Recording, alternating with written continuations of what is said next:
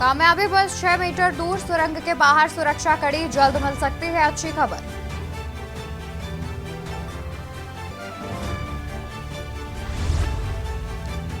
आज ब्रज में पीएम मोदी कई सौगात की आस, श्री कृष्ण जन्मभूमि में दर्शन पूजन को भी जाएंगे प्रधानमंत्री।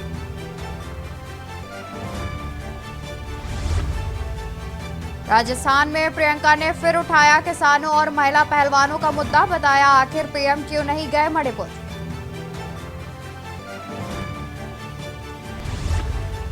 उत्तरकाशी टनल हादसे में ट्रेड यूनियन ने जताई नाराजगी, कहा श्रमिकों की सुरक्षा को लेकर सरकार का रवैया संवेदनहीन। भाजपा ने एक्स हैंडल की तस्वीर में किया बदलाव, राम मंदिर के साथ प्राण प्रतिष्ठा की तारीख का किया जिक्र।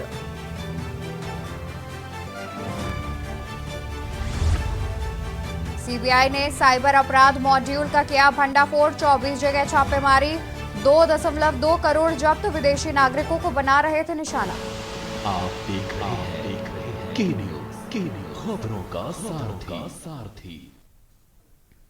नमस्कार, मैं हूं आपके साथ अवंतिका अवस्थी। स्वागत है आपका देश की बात में। रुक करेंगे खबरों की ओर और शुरुआत करेंगे आज की अहम खबर से, जहां पर प्रधानमंत्री उससे पहले हम आपको मथुरा से खबर बता देते हैं, जहां पर प्रधानमंत्री नरेंद्र मोदी का आज मथुरा दौरा है। तो आज 3 घंटे कृष्ण नगरी मथुरा में रहेंगे प्रधानमंत्री नरेंद्र मोदी। दोपहर 3:45 पर मथुरा पहुंचेंगे प्रधानमंत्री।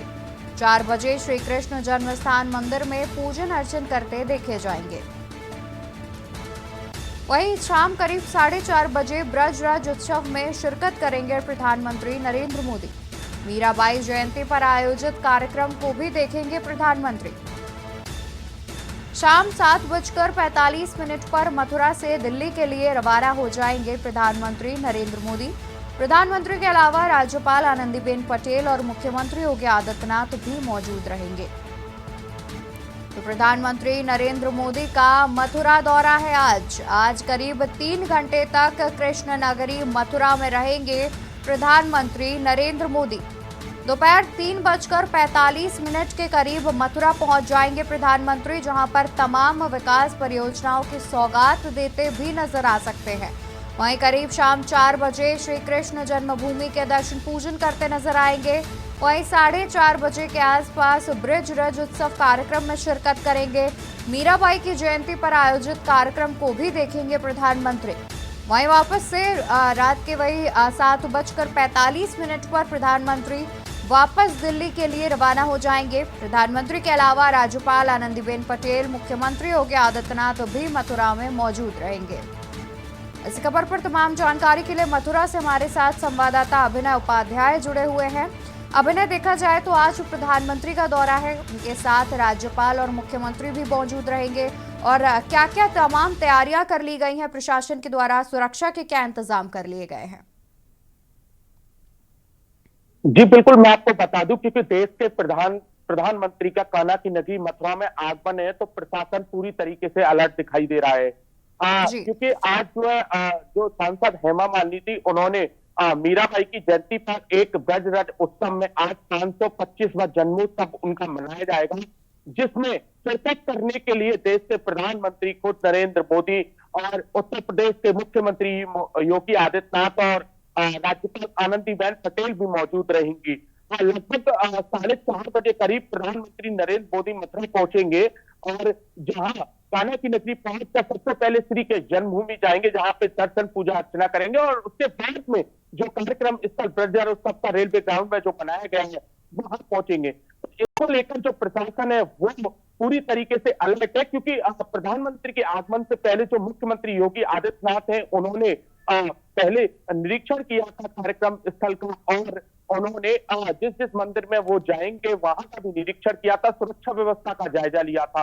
और आज देश के प्रधानमंत्री नरेंद्र मोदी 4:30 बजे मथुरा पहुंचेंगे। तो अगर बात करें सुरक्षा व्यवस्था की, तो सुरक्षा व्यवस्था में चाक चौबंद की गई है, चप्पे चप्पे पर पुलिस फोर्स तैनात किया गया है। कान्हा की नगरी मथुरा को छावनी में तब्दील कर दिया गया है, और जी अगर बात करें तो तमाम जो इंटेलिजेंस लोकल जो एजेंसियां हैं, उन जैसी तमाम जो देश की जो बड़े एजेंसियां हैं, वो भी अपनी पैनी नजर बनाए हुए हैं। तमाम जो रूट डिवाइड किए गए हैं, क्योंकि देश के प्रधानमंत्री का दौरा है, और तमाम जो बड़े अधिकारी हैं जो उनकी सुरक्षा में लगाए गए हैं। वहां अगर कार्यक्रम स्थल की बात करें तो कार्यक्रम स्थल को भी छावनी में तब्दील कर दिया गया है।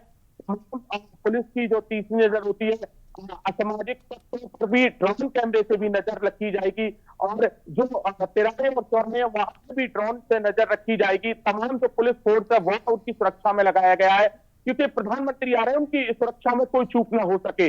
और प्रधानमंत्री के साथ साथ जो मंच पर अगर बात करें तो अपने उत्तर प्रदेश के जो मुख्यमंत्री योगी आदित्यनाथ और राज्यपाल आनंदीबेन पटेल भी मौजूद रहेंगे। तमाम जो कार्यकर्ता है वो भी मौजूद रहेंगे।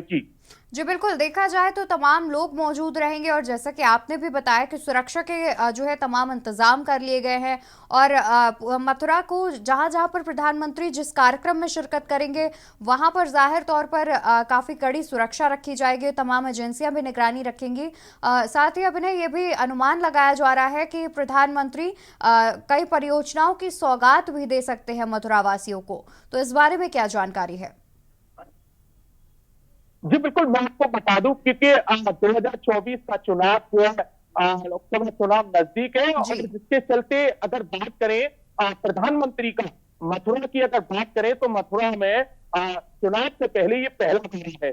और ऐसे में प्रधानमंत्री आते हैं तो कहीं ना कहीं एक जो कान्हा की नगरी के जो लोग हैं, जो मथुरा निवासी है, उनके लिए एक बड़ी सौगात दे सकते हैं। वो अनुमान इसलिए भी लगते जा रहा है क्योंकि प्रधानमंत्री का ये पहला दौरा है, और ऐसे में चुनाव भी नजदीक है। 2024 से एक प्रधानमंत्री का दौरा अपने आप में एक अहम रखता है, क्योंकि मथुरा एक कान्हा की नगरी है। क्योंकि ज्यादातर जो हमारे उत्तर प्रदेश के जो मुख्यमंत्री है वो आते रहते हैं, मगर जो प्रधानमंत्री का दौरा है ये चुनाव से पहला दौरा है।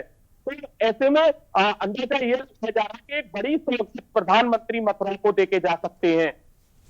बिल्कुल, अनुमान तो लगाया जा रहा है कि तमाम परियोजनाओं का शिलान्यास भी कर सकते हैं खुद प्रधानमंत्री, और देखा जाए तो जिस तरीके से चुनाव नजदीक आ रहे हैं लोकसभा के, तो जाहिर तौर पर ये एक बड़ी सौगात भी मिल सकती है मथुरा वासियों को, और तमाम जगहों पर भी जाएंगे प्रधानमंत्री। और बहुत शुक्रिया अभिनव आपका तमाम जानकारी हमारे दर्शकों तक पहुंचाने के लिए।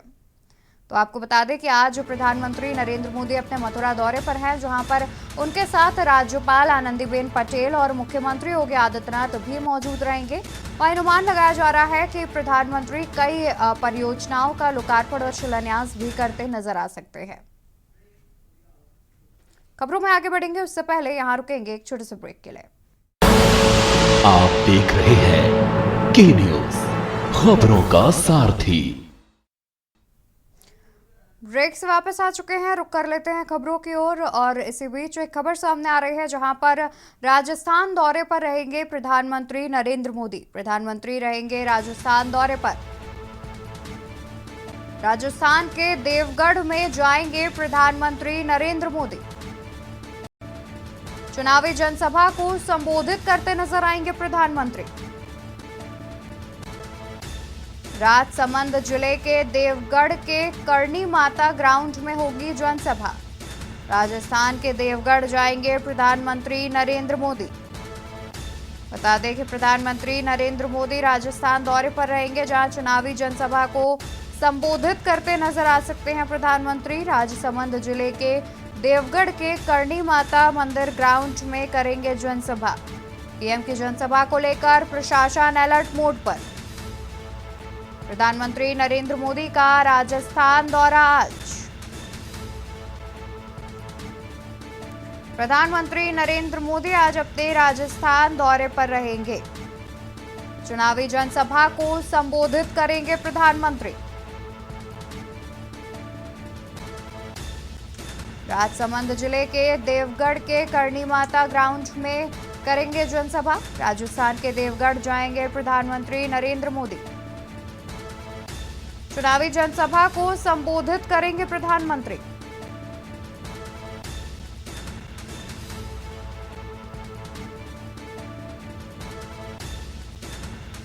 पीएम की जनसभा को लेकर प्रशासन अलर्ट मोड पर।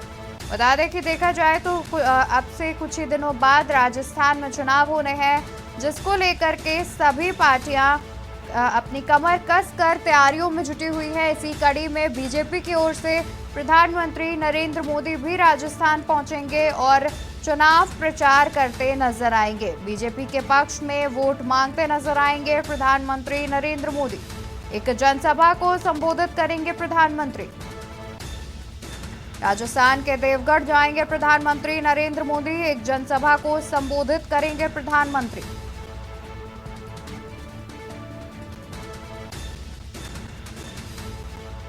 राजस्थान में विधानसभा चुनाव को देखते हुए तमाम पार्टियां अपनी अपनी तैयारियों में जुटी हुई हैं। इसी कड़ी में बीजेपी की ओर से प्रधानमंत्री नरेंद्र मोदी भी राजस्थान पहुंचेंगे और वहां एक चुनावी जनसभा को संबोधित करते नजर आएंगे। वहीं प्रधानमंत्री के दौरे को देखते हुए प्रशासन भी अलर्ट मोड पर नजर आ रहा है। प्रशासन की ओर से भी तमाम तैयारियां कर ली गई हैं। जाहिर तौर पर देखा जाए तो प्रधानमंत्री का दौरा है, उसको लेकर के तमाम तैयारियां प्रशासन की ओर से पहले से ही पूरी कर ली गई हैं।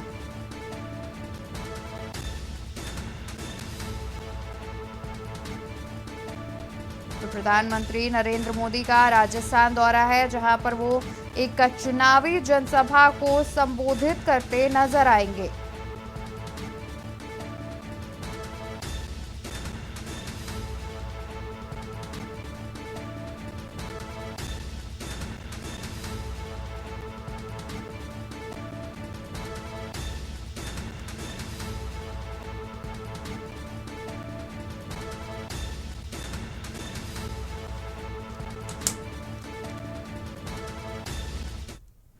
वही खबर हम आपको राजधानी लखनऊ से बता देते हैं, जहां पर 29 नवंबर को विधानमंडल का शीतकालीन सत्र शुरू होने वाला है। प्रदेश सरकार पेश करेगी वर्ष 2023-24 का अनुपूरक बजट। सत्र का प्रस्तावित कार्यक्रम बुधवार को हुआ जारी। 28 नवंबर को शीतकालीन सत्र का पहला दिन। 4 अध्यादेश सदन के पटल पर रखे जाएंगे। दिवंगत विधायक आशुतोष टंडन को सदन देगा श्रद्धांजलि। पहले दिन सदन की कार्यवाही स्थगित की जाएगी। 30 नवंबर को अनुपूरक मांगों पर होगी चर्चा।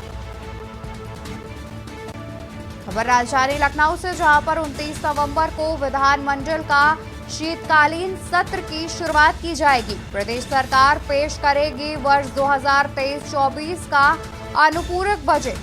सत्र का प्रस्तावित कार्यक्रम बुधवार को किया गया जारी।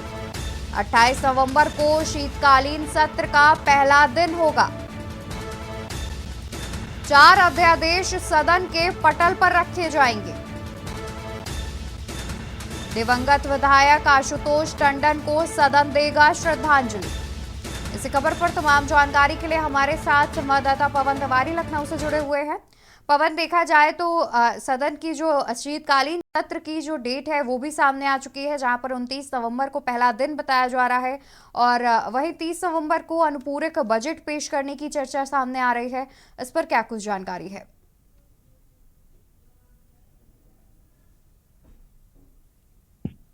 जी, आपको बता दें कि उत्तर प्रदेश सरकार का जो शीतकालीन बजट है, शीतकालीन सत्र है, वो 29 नवंबर से शुरू हो जाएगा। 29 नवंबर के जो पहला दिन है उसमें 4 अध्यादेश पटल पर रखे जाएंगे। इसके साथ ही साथ जो अभी हाल ही में लखनऊ के जो विधायक थे गोपाल जी टंडन, उनका निधन हुआ था, उनको जो है श्रद्धांजलि देने का कार्यक्रम रखा गया है। उसके बाद पहले दिन का जो सत्र है वो समाप्त किया जाएगा। अगले दिन 30 तारीख को अनुपूरक जो बजट पेश होने वाला है, जो मांगे हैं उन पर चर्चा होगी। अनुपूरक बजट इस बार जो है पेश होगा। इस अनुपूरक बजट में किसानों को काफी कुछ मिलने की संभावनाएं हैं। जैसे कि पहले भी इस बारे में चर्चा हो चुकी है कि जो ये अनुपूरक बजट है उसमें किसानों के जो गन्ना मूल्य के जो बकाया राशि है, साथ ही साथ उनकी जो सिंचाई की मुफ्त बिजली देने का वादा किया गया था, और वो सब इस अनुपूरक बजट में जो धनराशि मिलेगी उससे पूरा किया जाएगा। तो कहीं ना कहीं जो ये बजट अनुपूरक बजट आने वाला है, इसमें किसानों को काफी लाभ मिलेगा, साथ ही साथ आम जनमानस को भी इसमें काफी राहत मिलने की संभावना है। अनुपूरक बजट के बाद 1 दिसंबर को इस सत्र जो है समाप्त किया जाएगा। जी जी, यानी कि तो कुल मिला करके पहले दिन जो है पटल पर रखा जाएगा, कुछ सदन में कार्यवाही भी होगी और स्थगित कर दी जाएगी उसके बाद कार्यवाही, ये बात भी सामने आ रही है। वहीं देखा जाए तो क्या विपक्ष जो है वो शीतकालीन सत्र में अपने मुद्दे उठाने को लेकर के तैयार है? जी, शीतकालीन सत्र में जो विपक्ष है वो भी अपनी जो मांगे हैं, तो जो उसके साथ ही साथ कानून व्यवस्था पर जो सवालिया निशान जी। उसको लेकर भी इसमें चर्चा करेगा। और जो बिजली मुफ्त देने की बात की गई थी, किसानों को अभी तक नहीं मिली, उसके में भी विपक्ष जो है निशाना साध सकता है। तो कुल मिलाकर जो शीतकालीन सत्र है हंगामेदार होने की पूरी आशंका है। अगर सरकार की बात की जाए, सरकार अनुपूरक बजट के जरिए आने वाला जो लोकसभा चुनाव है उसमें लोगों को साधने का कार्य करेगा, जिससे किसानों को जो एक बजट का बड़ा हिस्सा है वो किसानों की तरफ किसानों को दिया जाएगा, जिससे जो किसान है वो एक बार फिर से भारतीय जनता पार्टी की तरफ वोट कर सके। क्योंकि 2024 का जो लोकसभा चुनाव है उससे पहले जो अनुपूरक बजट है काफी महत्वपूर्ण ये हो गया है। जी बिल्कुल, जैसा कि आपने बताया कि लोकसभा चुनाव से पहले तो जाहिर तौर पर सरकार जो है अनुपूरक बजट में कुछ ऐसे महत्वपूर्ण बिंदु भी शामिल कर सकती है जिससे जो जनता को है साधने का कार्य किया जाए। पवन, आप हमारे साथ बड़े नहीं है, हम आगे भी आपसे अपडेट लेते रहेंगे। फिलहाल शुक्रिया आपका तमाम जानकारी हमारे दर्शकों तक पहुंचाने के लिए। तो आपको बता दें कि 29 नवंबर को शीतकालीन सत्र की शुरुआत की जाएगी, जहां पर 4 अध्यादेश सदन के पटल पर रखे जाएंगे।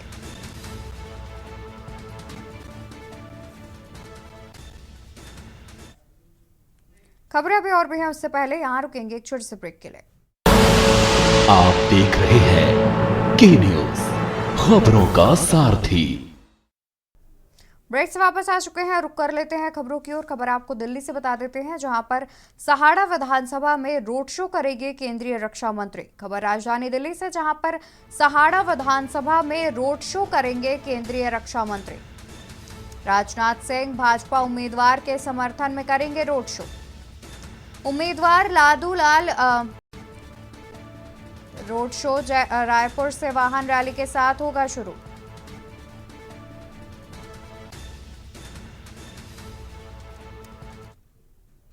खबर राजधानी लखनऊ से, जहां पर राजधानी में लगातार जारी है डेंगू का कहर। पिछले 24 घंटे में डेंगू के मिले हैं 28 मरीज। पिछले 24 घंटे में डेंगू के 28 मरीज मिले हैं। कई इलाकों में लगातार निकल रहे हैं डेंगू के मरीज। डेंगू के मरीजों में D2 स्ट्रेन मिला। कई इलाकों में लगातार निकल रहे हैं डेंगू के मरीज। राजधानी में अभी तक डेंगू का कहर थमने का नाम नहीं ले रहा है और लगातार खतरनाक D2 स्ट्रेन बीते वर्ष के मुकाबले काफी घातक भी बताया जा रहा है। पीजीआई की जांच में इस बात का खुलासा किया गया है। खबर राजधानी लखनऊ से, जहां पर राजधानी में लगातार जारी है डेंगू का कहर। पिछले 24 घंटे में डेंगू के 28 मरीज मिले। कई इलाकों में लगातार निकल रहे डेंगू के मरीज। डेंगू के मरीजों में D2 स्ट्रेन मिला।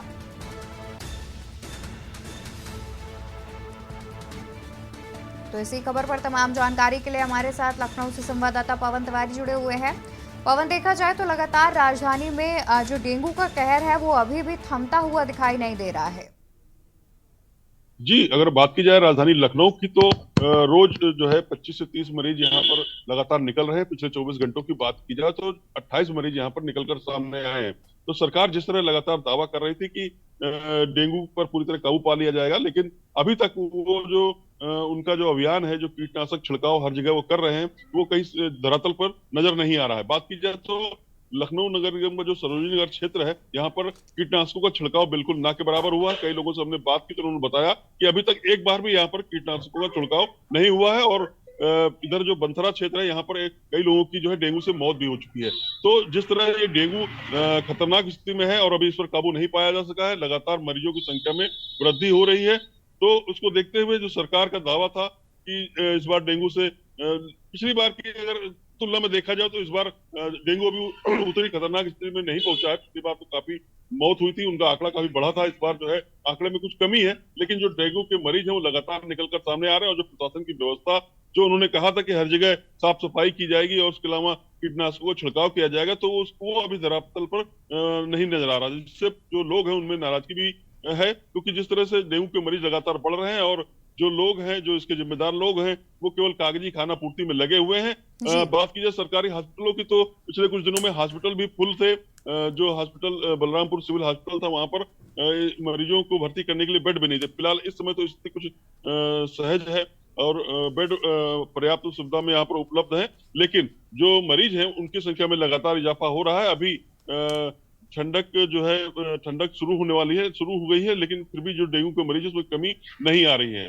जी बिल्कुल पवन, देखा जाए तो लगातार डेंगू के मरीज हैं जो उनका आंकड़ा बढ़ता जा रहा है। और जैसे कि आपने बताया कि पिछले वर्ष के मुकाबले इस वर्ष जो मौतों का आंकड़ा है उसमें कमी देखी गई है, तो जाहिर तौर पर ये एक अच्छी बात तो है। लेकिन उसके बावजूद जो लगातार प्रशासन की लापरवाही सामने आ रही है, वो भी एक बेहद चिंताजनक स्थिति पैदा करता है। साथ ही एक जानकारी ये भी सामने आ रही है कि पीजीआई की एक जाँच में खुलासा हुआ है कि डेंगू मरीजों में D2 स्ट्रेन पाया जा रहा है। तो आखिर यह D2 स्ट्रेन क्या है, क्या इस प्रकार की जो जानकारी है वो पीजीआई के द्वारा या स्वास्थ्य विभाग के द्वारा जो है वो दी गई है लोगों को?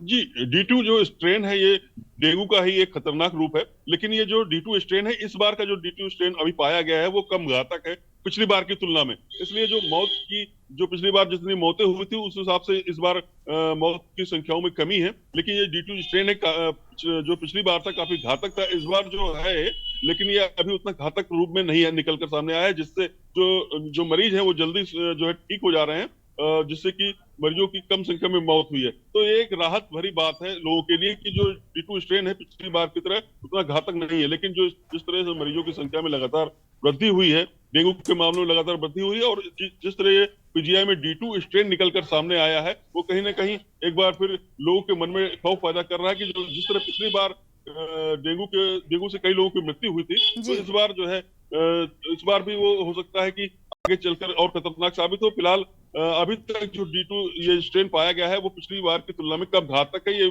लोगों के लिए एक संतोष की बात है। जी बिल्कुल, देखा जाए तो ये वाकई लोगों के लिए एक राहत भरी खबर है, क्योंकि D2 स्ट्रेन से ही जो है मौतों का आंकड़ा भी लगातार बढ़ता देखा गया है। और इस वक्त इसका जो हानिकारक ज़्यादा ना होना कहीं ना कहीं लोगों के लिए राहत की बात है। तो वही प्रशासन की भी लापरवाही सामने आ रही है, क्योंकि देखा जाए तो डेंगू के मामले लगातार बढ़ रहे हैं और जो कि अभी भी थमने का नाम नहीं ले रहे हैं। बहुत शुक्रिया पवन आपका तमाम जानकारी हम तक पहुँचाने के लिए। तो बता दें कि लगातार डेंगू के जो मरीज हैं वो बढ़ते जा रहे हैं। राजधानी लखनऊ में डेंगू का कहर लगातार जो है बढ़ता हुआ देखा जा रहा है। वहीं अगर बात करें कुछ इलाकों की, तो कुछ इलाकों में अभी भी डेंगू के मरीज ज़्यादा पाए जा रहे हैं। वहीं अगर प्रशासन की बात करें तो प्रशासन भी लापरवाह होता नजर आ रहा है। और यहाँ रुकेंगे एक छोटे से ब्रेक के लिए, जल्द हाजिर होंगे अन्य खबरों के साथ। आप देख रहे हैं के न्यूज, खबरों का सारथी। ब्रेक से वापस आ गए हैं, रुक कर लेते हैं खबरों की ओर। खबर आपको कानपुर देहात से बताते हैं, जहां पर गजनेर थाना क्षेत्र के हुआ बड़ा हादसा। गजनेर थाना क्षेत्र में हुआ बड़ा हादसा। तेज रफ्तार कार पेड़ से टकराई, 3 महिलाओं समेत 4 की हुई मौत। 5 लोगों को घायल अवस्था में अस्पताल में कराया गया भर्ती। शादी समारोह में औरैया शामिल होने जा रहा था पूरा परिवार। 5 लोगों को घायल अवस्था में अस्पताल में कराया गया भर्ती। शादी समारोह में औरैया शामिल होने जा रहा था पूरा परिवार। घटना की सूचना पर पहुंची पुलिस मामले की जांच में जुटी। गजनेर थाना क्षेत्र के हृदयपुर गांव के पास की ये पूरी घटना बताई जा रही है, जहां पर एक बड़ा सड़क हादसा हो गया। एक कार एक पेड़ से जा टकराई। तेज रफ्तार कार पेड़ से टकराई, जिसमें 3 महिलाओं समेत 4 की मौत हो गई। वहीं 5 लोगों को घायल अवस्था में अस्पताल में भर्ती भी कराया गया है। जानकारी के अनुसार शादी समारोह में औरैया शामिल होने जा रहा था पूरा परिवार। जिस वक्त ये हादसा हुआ। आपको बता दें कि एक तेज रफ्तार कार पेड़ से जा टकराई, जिसमें 3 महिला समेत 4 की मौके पर ही मौत हो गई। वहीं 5 अन्य लोग घायल बताए जा रहे हैं। घायलों को अस्पताल में भर्ती कराया गया है। गजनेर थाना क्षेत्र के हृदयपुर गांव के पास की यह पूरी घटना आपको हम बता रहे हैं। खबर कानपुर देहात से बता दें, जहां पर गजनेर थाना क्षेत्र में हुआ बड़ा सड़क हादसा। तेज रफ्तार कार पेड़ से जा टकराई, जिसमें 3 महिलाओं समेत 4 की मौत हो गई। 5 लोगों को घायल अवस्था में अस्पताल में कराया गया भर्ती। शादी समारोह में औरैया शामिल होने जा रहा था पूरा परिवार। 5 लोगों को घायल अवस्था में अस्पताल में कराया गया भर्ती।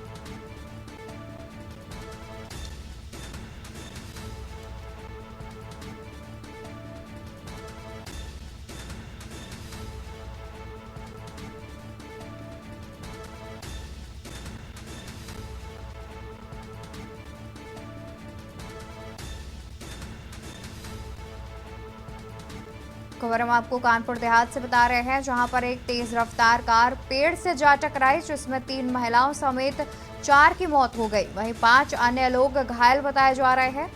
घायलों को अस्पताल में इलाज के लिए भर्ती कराया गया है। वहीं जानकारी के अनुसार शादी समारोह में औरैया शामिल होने के लिए निकला था पूरा परिवार, जिसके बाद यह हादसा हो गया और एक तेज रफ्तार कार पेड़ से जा टकराई, जिसके कारण मौके पर ही 3 महिलाओं समेत 4 की मौत हो गई। वहीं 5 अन्य लोग घायल बताए जा रहे हैं। घटना की सूचना पर पहुंची पुलिस मामले की जांच पड़ताल में जुटी हुई है। गजनेर थाना क्षेत्र के हृदयपुर गांव के पास की पूरी घटना बताई जा रही है, जहां पर एक तेज रफ्तार कार पेड़ से जा टकराई, जिसमें 3 महिलाओं समेत 4 की मौके पर ही मौत हो गई। वहीं 5 अन्य लोग घायल बताए जा रहे हैं। घायलों को घायल अवस्था में अस्पताल में भर्ती कराया गया है। वहीं सूचना पर मौके पर पहुंची पुलिस, जिसके बाद आगे की जांच पड़ताल के लिए पुलिस जुटी हुई है।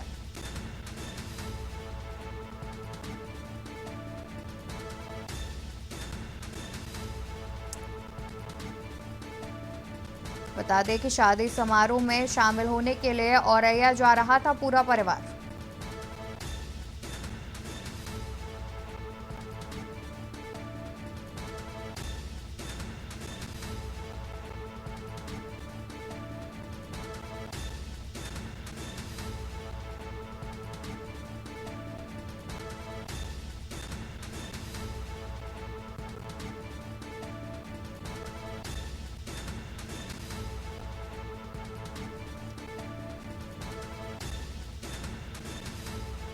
तो इसी खबर पर तमाम जानकारी के लिए हमारे साथ ब्यूरो चीफ मधुर मोहन दुबे जुड़े हुए हैं। मधुर मोहन, देखा जाए तो आखिर इसमें किसकी गलती नजर आ रही है? क्योंकि देखा जाए तो एक तेज रफ्तार कार पेड़ से जा टकराई, तो आखिर क्या कारण था? क्या जो कार है वो अनियंत्रित हो गई थी, या फिर क्या कारण निकलकर सामने आ रहा है इस हादसे का? जी बिल्कुल, आपको बताना चाहेंगे ये कानपुर देहात के गजनेर थाना क्षेत्र हरदयपुर के पास की घटना है, जहां पर एक तेज रफ्तार कार जो जिसमें 9 लोग सवार थे और औरैया से गजनेर वापस आ रही थी, उसी मोड़ पे जैसा कि लोगों का कहना है, दर्शकों देख के कहना है कि गाड़ी बहुत स्पीड पे थी और आगे सीधे ही एक पेड़ से टकरा गई, जिसमें 9 लोग सवार थे। 9 में 4 की मौके मौत हो गई, जिसमें 5 लोग घायल हैं, जिसमें एक बच्चा गंभीर रूप से घायल है, उसको कानपुर रिफर कर दिया गया। सूचना पे मौके पे जो पुलिस पहुंची है, वो तत्काल जो घायलों को उनको अस्पताल पहुंचाया था और जो मौत हुई थी उनको पोस्टमार्टम के लिए भेज दिया गया था। लेकिन दर्शकों कहना यह था गाड़ी स्पीड काफी थी, कारण क्या है अभी स्पष्ट नहीं आखिर क्यों हुआ। लेकिन जो घायल जो उसमें एक बच्ची, उसका कहना था जो ड्राइवर थे उनको झपकी आ गई थी, वो तो सीट पे स्टीयरिंग में गिर पड़े थे, तो कहीं ना कहीं नींद की वजह सामने आ रही है, झपकी लगने वजह सामने आ रही है। लेकिन अभी भी जांच हो रही है कि आखिर कारण क्या है। जी बिल्कुल, देखा जाए तो क्या ये जो 9 लोग हैं, जिनमें से 4 की मौके पर ही मौत भी हो गई, तो क्या ये 9 लोग एक ही परिवार के बताए जा रहे हैं? नहीं, इसमें जो 4 लोग की मौत हुई, इसमें 3 लोग एक परिवार के थे, क्योंकि एक महिला समेत 2 बच्चे जो मौत हुई है वो एक ही परिवार के थे और बाकी सब अलग परिवार के गांव के लोग थे, क्योंकि शादी बारात से ये वापस लौट के लोग आ रहे थे। जी बिल्कुल, देखा जाए तो ज़ाहिर तौर पर ये जांच का भी विषय है, क्योंकि वजह निकल कर ज़रूर पता चलनी चाहिए कि आखिर ड्राइवर को नींद आने की वजह से यह हादसा हुआ या फिर क्या कारण रहा है। और ज़ाहिर तौर पर 4 लोगों की मौके पर मौत हुई है, तो ये एक बड़ा मामला भी है। आप हमारे साथ बने रहिए, हम आगे भी आपसे इस खबर पर अपडेट लेते रहेंगे। फिलहाल बहुत शुक्रिया आपका तमाम जानकारी हम तक पहुँचाने के लिए।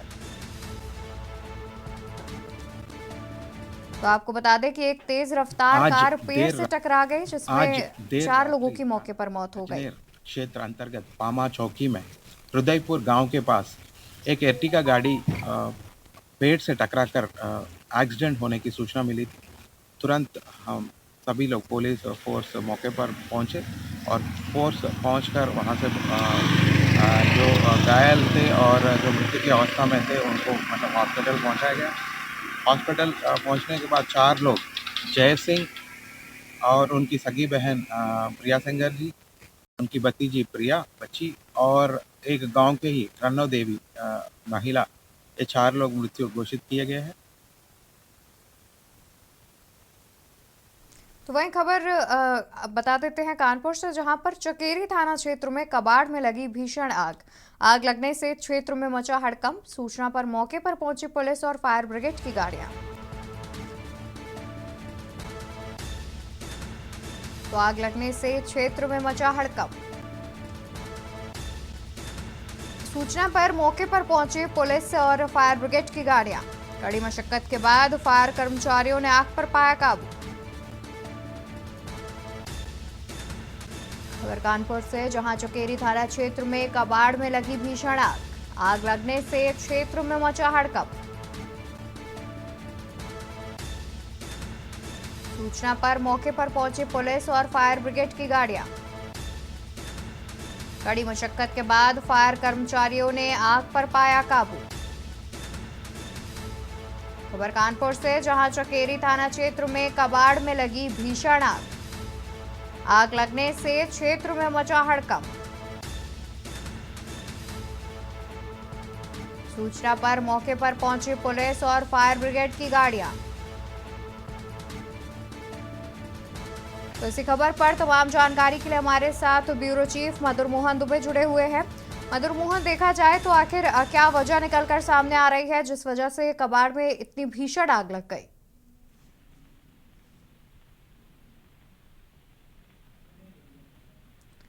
क्या अब तक हमारी आवाज पहुंच पा रही है मधुर मोहन? हमारे ब्यूरो चीफ से हमारा संपर्क नहीं हो पा रहा है। खबर हम आपको कानपुर से बता रहे हैं, जहां पर चकेरी थाना क्षेत्र में कबाड़ में भीषण आग लग गई।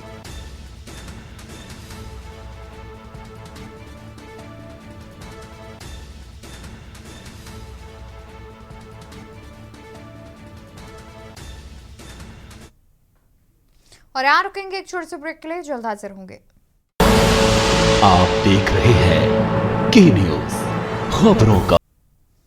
तो ब्रेक से वापस आ चुके हैं, रुक कर लेते हैं खबरों की ओर, जहां पर दिल्ली में चल रही सभी सफाई कर्मचारियों की परेशानियों को लेकर सफाई कर्मचारी आयोग के चेयरमैन संजय गहलोत से मुलाकात की गई। तो उन्होंने बताया कि सभी सफाई कर्मचारियों की मुख्य मांगों और मुद्दों को लेकर संजय गहलोत लगातार काम कर रहे हैं और सभी जोन के अधिकारियों से भी मुलाकात कर रहे हैं। हाल ही में नरेला जोन में जाकर डीसी से मुलाकात की और इस मीटिंग में सभी सफाई कर्मचारी भी मौजूद रहे।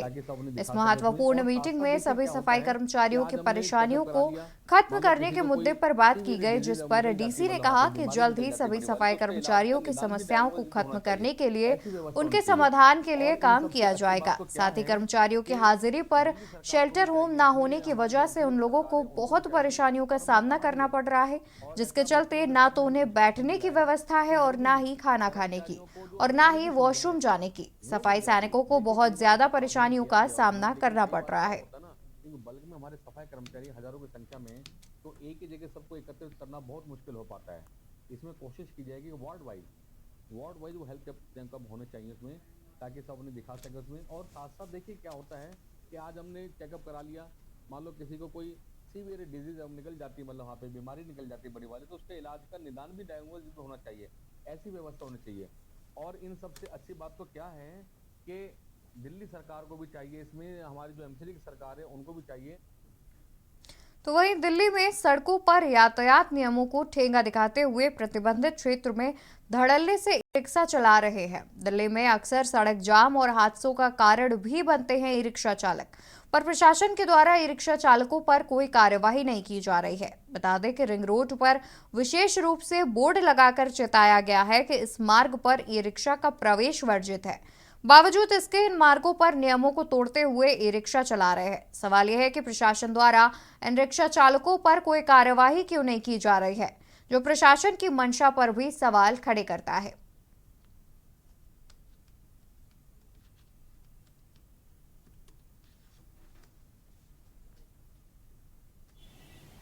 देखो जगह जगह बोर्ड भी लगे हुए हैं कि ई रिक्शा यहाँ पे निषेध है, यहाँ पे आप चला नहीं सकते हो, लेकिन कोई ई रिक्शा वाला मानने के लिए तैयार नहीं है। और इससे अलावा आप वहाँ से यहाँ तक नज़र उठा के देख सकते हैं, ई रिक्शा ही दौड़ रही है और ये जाम भी लगा रही है। और सवेरे और शाम का तो हालात यहाँ पे ऐसे हैं कि आप एक एक घंटा जाम लग जाता है इस ई रिक्शा के चक्कर में, क्योंकि ये मन मर्जी के तरीके से तो जहाँ इनका मन करे वहाँ खड़ा कर लेते हैं, जहाँ इनको सवारी लेनी हो जहाँ वहाँ सवारी लेते हैं। और इनको जितने मर्जी हॉर्न भी बजाते रहो, ये बिल्कुल भी नहीं सुनते। खबर फतेहाबाद के गांव किरढान से सामने आ रही है, जहां बस स्टैंड के पास आश्रम को लेकर दो पक्षों में विवाद हो गया। सूचना पाकर मौके पर पहुंची पुलिस ने मामले को शांत कराया। बता दें कि आश्रम में सोमवार को सत्संग का कार्यक्रम था, जिसमें भाग लेने को लेकर आश्रम के संस्थापक महाराज सुरेशानंद हांसी से पहुंचे। 1990 से वे इस आश्रम का संचालन करते आ रहे हैं, जो अपने हांसी व अन्य आश्रम भी संचालित करते हैं। ग्रामीणों के अनुसार यहाँ उनके दो चेले रह रहे हैं, जिसमें कृष्णानंद व दिव्यानंद महाराज शामिल हैं। सोमवार को किसी ग्रामीण के साथ कहासुनी होने पर मामला तूल पकड़ गया। आश्रम के संचालन को लेकर विवाद गहरा गया, जिस पर मौके पर पुलिस को बुलाना पड़ा। वहीं गांव पंचायत सरपंच राजेश सहित अनेक ग्रामीण इकट्ठे हो गए। वहीं महाराज सुरेशानंद ने साफ कह दिया कि पंचायत का निर्णय अनुसार ही आगामी फैसला लिया जाएगा।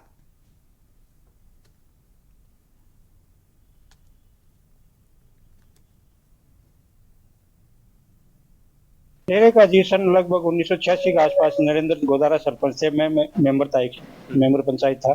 तो महाराज जी बाहर से आए, यहाँ आगे बोले अभी ग्राम पंचायत हमें थोड़ी जमीन दी तो हम एक डेरा बनाते हैं। ये महाराज जी थे घीसापति, घीसापति इन्होंने ग्राम पंचायत ने इनको ये जमीन दे दी और 86 से लेकर आज तक ये इस डेरे का संचालन कर रहे थे। बहुत ही बढ़िया प्रोग्राम चल रहा था, सारा सिस्टम बहुत ही अच्छी तरीके से चल रहा था। कल क्या विवाद हुआ? हर महीने की 30 तारीख को यहाँ सत्संग होता है। हर 20 तारीख को, हर महीने की 20 तारीख को यहाँ सत्संग होता है। सत्संग के दौरान इनके चेलों में थोड़ी आपसी कहासुनी होगी। गांव के साथ कोई विवाद नहीं था इनका, ठीक है, लेकिन इनका आपसी के गुरु चेलों के थोड़ा विवाद हो गया। इसकी वजह से ये मैटर ज्यादा हुआ। ग्राम पंचायत के सहयोग से ग्राम पंचायत को अलाउ कर दिया है भगत जी ने। इसमें किसी प्रकार की कोई लापरवाही नहीं, किसी प्रकार की सब शांतिपूर्ण काम हुआ है ग्राम पंचायत के सहयोग से। क्या कोई विवाद बड़ा छिड़ने की संभावना? नहीं जी, कोई विवाद छिड़ने की संभावना नहीं, नहीं होगा।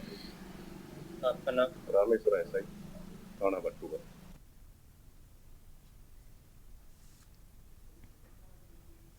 पटियाला के एक निजी स्कूल में पुलिस के द्वारा लोगों को नशे के प्रति जागृत करने के लिए सेमिनार का आयोजन किया गया, जिसमें एसएसपी पटियाला वरुण शर्मा के द्वारा जानकारी देकर कि हमें नौजवानों को नशे से दूर रखना चाहिए। अगर कोई व्यक्ति या अपने आसपास नशे का सेवन करते हैं तो उसकी जानकारी पुलिस को देनी चाहिए। वहीं उन्होंने कहा कि पंजाब के मुख्यमंत्री भगवंत सिंह मान, डीजीपी पंजाब गौरव यादव के द्वारा नशे करने वाले और नशा चलाने वाले व्यक्तियों को गिरफ्तार किया गया है। अब तक कई लोगों की प्रॉपर्टियों को भी पुलिस के द्वारा सील किया गया है। एसएसपी पटियाला वरुण शर्मा ने कहा कि अगर कोई व्यक्ति नशे का कारोबार करते हुए पकड़ा गया तो उसकी सूचना पुलिस को दीजिए, जिससे पुलिस के द्वारा कार्रवाई की जा सके। इस अवसर पर नशा न करने की पुलिस के द्वारा सभी को शपथ भी दिलाई गई।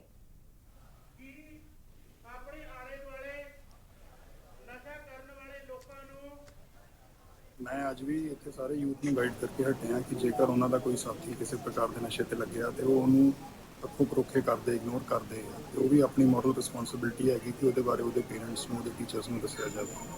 ਬੇਸਿਕਲੀ ਜਿਹੜਾ ਕੋਈ ਐਡਿਕਟ ਆ ਉਹਨੂੰ ਡੀਸਟਿਗਮੈਟਾਈਜ਼ ਕਰਨ ਦੀ ਲੋੜ ਆ ਕਿ ਉਹਨੂੰ ਐਜ਼ ਅ ਪੇਸ਼ੈਂਟ ਹੀ ਵੇਖਿਆ ਜਾਵੇ, ਐਜ਼ ਅ ਕ੍ਰਿਮੀਨਲ ਨਾ ਵੇਖਿਆ ਜਾਵੇ। ਤੇ ਜਦ ਤੱਕ ਕਿ ਪੁਲਿਸ ਦੇ ਨਾਲ ਸੁਸਾਇਟੀ ਦਾ ਕੋਆਪਰੇਸ਼ਨ ਨਹੀਂ ਹੁੰਦਾ ਤੇ ਡਿਮਾਂਡ ਜਿਹੜੀ ਆ ਸੁਸਾਇਟੀ ਤੋਂ ਆ ਰਹੀ ਹੈ ਉਹ ਨਹੀਂ ਖਤਮ ਹੁੰਦੀ, ਉਹਦੇ ਬਾਬਤ ਹੀ ਇਹ ਸਾਰੇ और यहाँ रुकेंगे एक छोटे से ब्रेक के लिए, जल्द हाजिर होंगे अन्य खबरों के साथ। आप देख रहे हैं के न्यूज, खबरों का सारथी। ब्रेक से वापस आ गए हैं। बात करते हैं मध्य प्रदेश की, जहां पर मध्य प्रदेश के इंदौर के हीरानगर थाना क्षेत्र में चुनावी रंजिश को लेकर 4 से 5 लोगों ने देर रात 2 बाइक में आग लगा दी, जिसके वीडियो सोशल मीडिया पर जमकर वायरल हो रहा है। पुलिस ने 4 लोगों पर मामला दर्ज कर आगे की जांच भी शुरू कर दी है। वहीं आपको बता दें कि 17 नवंबर को मतदान के दौरान इंदौर के हीरानगर थाना क्षेत्र में बीजेपी और कांग्रेस के कार्यकर्ताओं के बीच विवाद हो गया था, जिसको लेकर मंगलवार रात कपिल पाठक नाम के युवक के घर के बाहर खड़ी 2 बाइक में आग लगा दी गई, जिससे गाड़ियों के साथ घर के बाहर का हिस्सा भी जल गया, जिसकी शिकायत फरियादी द्वारा हीरानगर थाने में की गई, जहां पुलिस द्वारा लोकेश, लकी, गौरव और रोहित पर मामला दर्ज किया गया है। संभवतः चारों आरोपी कांग्रेस पार्टी के बताए जा रहे हैं। फिलहाल पुलिस द्वारा पूरे मामले की जांच की जा रही है।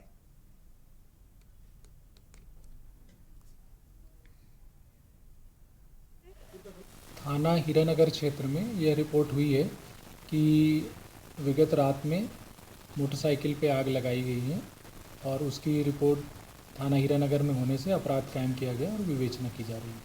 तो कौन लोग थे आग लगाए? ऐसा विवेचना में जो एविडेंस आएगा, जो क्लियर होगा, वो देखेंगे। उसके अभी साक्ष्य संकलित किए जा रहे हैं। कितने लोगों पर एफआईआर? 3-4 लोगों पर हुई है। कोई पार्टी से जुड़े? इसकी जानकारी नहीं है मुझे, लेकिन ये है कि जो घटना है उसको, जो एविडेंस है उसके हिसाब से देखा जाएगा।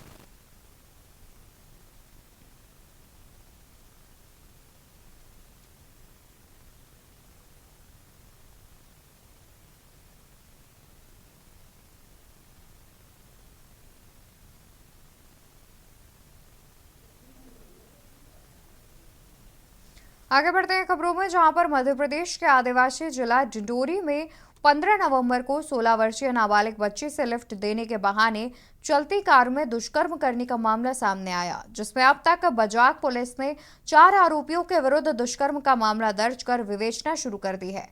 जिला के अतिरिक्त पुलिस अधीक्षक जगन्नाथ सिंह मरकाम ने बताया कि 15 नवंबर को बिरसा मुंडा जयंती कार्यक्रम को देखने नाबालिग बच्ची अपनी बहन के साथ गई थी। गांव के ही 4 युवक नाबालिग को कार्यक्रम स्थल तक लिफ्ट देने के बहाने दोनों बच्चियों को बिठाकर कार्यक्रम स्थल न जाकर जंगल की तरफ निकल गए और कार को लॉक कर तेज आवाज में गाने बजाते हुए नाबालिग बच्ची से दुष्कर्म की घटना को अंजाम दिया। घटना की विवेचना डीएसपी डिंडोरी द्वारा की जा रही है। सभी आरोपियों को शीघ्र गिरफ्तारी कर सख्त कार्रवाई की जाएगी। घटना रेप की है या फिर गैंग रेप की, इसकी सूक्ष्मता से जांच की जाएगी। इस मामले में अभी तक एक आरोपी की गिरफ्तारी की गई है।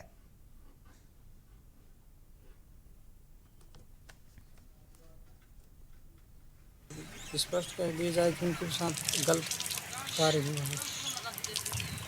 आरती की गाड़ी है वो उसको सामने में देखे हम मारे हैं, मारने के बाद फिर गाड़ी को मारे हैं, 2 ईंट मारे हैं। उसके बाद फिर वो अगला पार्टी आके यहाँ रिपोर्ट कराने आए हैं। फिर हम पीछे से आए हैं। अब वो का बताए हैं और कहे नहीं, हम बोले थे कि हमारा रिपोर्ट होना चाहिए। वो कहते थे कि नहीं, रिपोर्ट दोनों पक्ष से नहीं होना चाहिए, गांव में जब समझौता करके आना। ऐसे करके बोलिए। अब 1 दिन देखे, 2 दिन देखे, तीसरे दिन तक देखे। 4थे दिन में जाके हम फिर डिंडोरी चले गए। पर इंदौर से आपको बता दें, जहां हथियारों के साथ सोशल मीडिया पर पोस्ट करने वालों पर क्राइम ब्रांच की कार्रवाई लगातार जारी है। जुनी इंदौर क्षेत्र में भी तलवार लहराते हुए 2 युवकों ने पोस्ट किया अपना वीडियो, जिसके बाद क्राइम ब्रांच द्वारा युवक की जानकारी जुटाई जा रही है। इंदौर में अवैध हथियारों के साथ बदमाशों के द्वारा सोशल मीडिया पर रील बनाकर नुमाइश करना पुलिस के लिए एक सिरदर्द बन गया है, जिसमें सोशल मीडिया पर लगातार हथियारों के साथ बदमाश वीडियो अपलोड कर पुलिस को चुनौती दे रहे हैं। आपको बता दें कि सोशल मीडिया पर अवैध हथियारों की नुमाइश करने वालों पर अब क्राइम ब्रांच लगातार कार्रवाई करता नजर आ रहा है। जहां सोशल मीडिया पर धारदार हथियार से केक काटते हुए वीडियो वायरल हुआ था, जिसमें वहीं एक आरोपी की गिरफ्तारी पुलिस ने की थी, तो वहीं जुनी इंदौर क्षेत्र में भी सोशल मीडिया पर हथियार लहराते हुए 2 बदमाश नजर आ रहे हैं, जिसमें तलवार के साथ ये वीडियो इंदौर का बताया जा रहा है।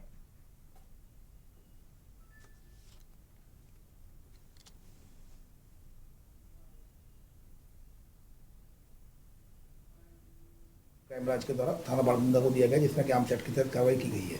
अभी एक वीडियो और वायरल हो रहा है सोशल मीडिया में, जो कि इलेक्ट्रॉनिक मीडिया के माध्यम से भी पता चला है और सोशल मीडिया में ये वीडियो वायरल हुआ, जिसमें कि 2 व्यक्ति हाथों में तलवार लिए हुए हैं। इसमें भी क्राइम ब्रांच की टीमें लगी हुई है और जल्दी उनको आइडेंटिफाइड किया जाकर उनके खिलाफ वैधानिक कार्रवाई की जाएगी। लगातार सोशल मीडिया मॉनिटरिंग सेल जिस तरह के केसेज जो कि संज्ञान में आते हैं उसमें तत्काल ही इसमें कार्रवाई की जाती है। क्या बदमाशों का खौफ खत्म होता जा रहा है? इस तरीके के वीडियो आ रहे, कार्रवाई लगातार क्राइम ब्रांच करता है, लेकिन बदमाश फिर भी वही हरकतें करते हैं। देखिए, अभी इन जो कि अपराध हैं, जो कि अवैध शस्त्रों के प्रदर्शन में काफ़ी कमी आई है। पहले ये काफ़ी संख्या में होते थे, लेकिन क्राइम ब्रांच के द्वारा और इंदौर पुलिस कमिश्नरेट की जो थानों के द्वारा लगातार इनमें कार्रवाई की जाए।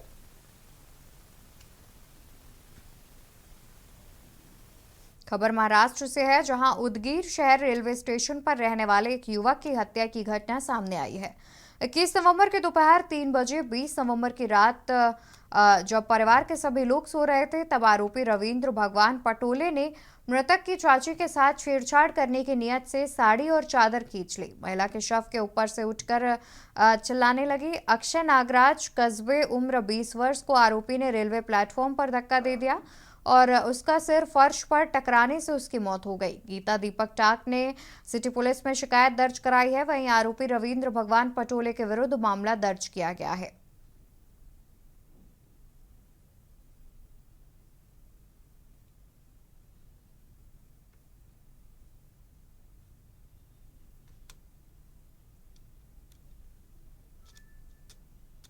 काल रात्री 12:30-1 वाजेच्या सुमारास रेल्वे स्टेशन भागामध्ये एक रवींद्र भगवान पाटोळे म्हणून नावाचा एक व्यक्ती आहे, नांदेडचा आहे. इथं काहीतरी कामानिमित्त तो राहतो. तर तो रात्री रेल्वे स्टेशनला दारूच्या नशेत रेल्वे स्टेशनचा जो पटरीचा भाग आहे त्याच्या बाजूला काही झोपड्या आहेत. त्या झोपड्यामध्ये एक शिकलगरी आणि मांगारुडी समाजाचे किंवा इतर समाजाचे काही लोक राहतात. त्या ठिकाणी तो गेला. त्या ठिकाणी झोपडीच्या बाहेर शिकलगरी समाजाचे आणि मांगारुडी समाजाचे काही महिला आणि पुरुष झोपलेले होते.